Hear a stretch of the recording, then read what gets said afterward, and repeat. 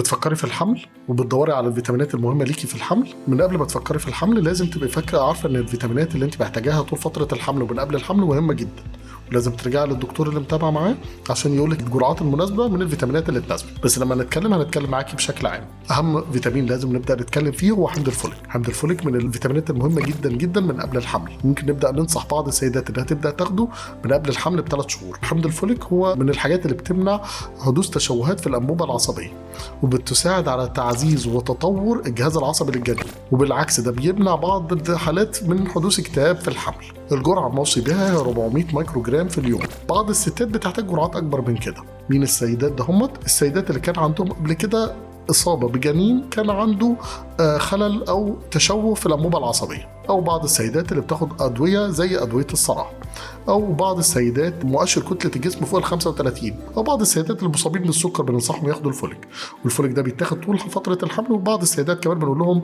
في فترة الرضاعة. بعد كده في عندنا أدوية بالإضافة للحديد والكالسيوم، يعني فيتامين مثلا زي فيتامين د. فيتامين د من الفيتامينات المهمة جدا جدا في الحمل. فيتامين د مهم لتكوين العظم، بيمنع هشاشة العظام. فيتامين د مهم للجنين نفسه اللي في بطن الأم، بيمنع حدوث إجهاض متكرر، بيمنع حدوث ولادة مبكرة، بيقلل نسب حدوث هشاشة العظام للجنين نفسه في بعد الولادة. الفيتامين اللي هنتكلم فيه بعد كده فيتامين أ. فيتامين أ مهم ولكن بجرعات بسيطة، واستخدامه بجرعات كبيرة ممكن يؤدي إلى حدوث عيوب خلقية، وممنوع استخدامه فوق 700 مايكرو جرام في اليوم. عشان كده بنمنع استخدام أو تناول الكبدة أول 3 شهور في الحمل بسبب احتوائها على نسبة كبيرة من فيتامين أ. المغنيسيوم مهم جدا كعامل مساعد مع الحديد. المغنيسيوم بيقلل حدوث آلام ولادة مبكرة أو حدوث إجهاض. المغنيسيوم بيقلل حدوث الشد العضلي. المغنيسيوم مهم لتنظيم السكر وتنظيم الأنسولين في الدم.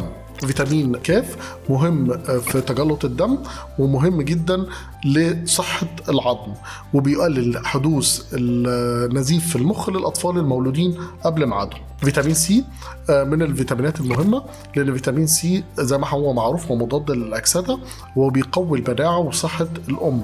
فيتامين سي مهم لتكوين الأوعية الدموية وتكوين الكولاجين في الجسم. فيتامين سي جرعاته بتختلف من سيدة للتانية، ممكن من 200 نوصل لغاية 1000 ملي جرام في اليوم.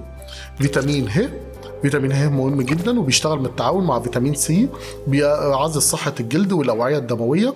وبعض الدراسات بتقول ان تناول فيتامين ه بيقلل حدوث الإجهاض المتكرر أو وجود آلام مبكرة أو ارتفاع في ضغط الدم وحدوث تسمم حمل. فيتامين ب في منه فيتامين ب 6 وب 12، الاثنين مهمين لتكوين وصحة الخلايا العصبية وتكوين الدم، وممكن نستخدمهم في أول 3 شهور كعلاج لحالات الغثيان اللي بتحصل في أول 3 شهور.